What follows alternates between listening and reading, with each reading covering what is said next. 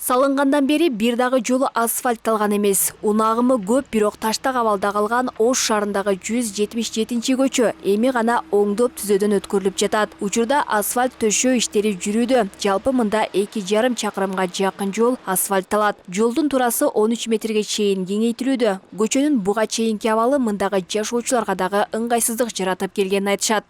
Kışta günede yürüyüşte ilacı yok. Allah sel bilen boluyan yerlerdi.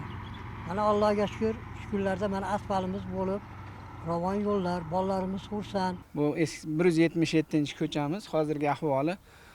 Biz bu yerga kelganimizga 90-yil 34 yil bo'ldi. 34 yil mobaynida shunday shag'al tosh yo'l edi.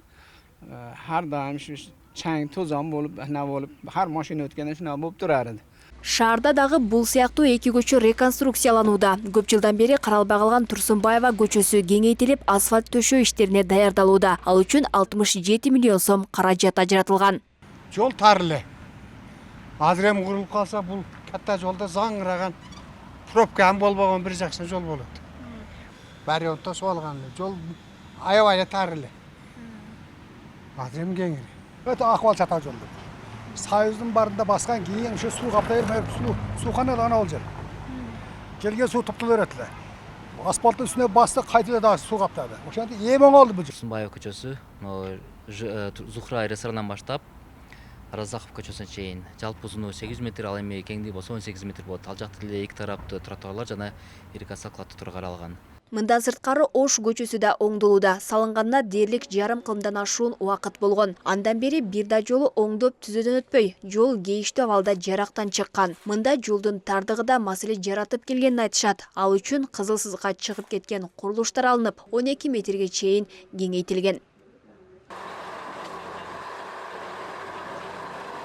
Баары жергиликтүү бюджеттен эсебинен аткарылып жатат. Баардыгы биздин Ош шаар мэри Бактыбек Жеңишбековдун демилгеси менен башталган.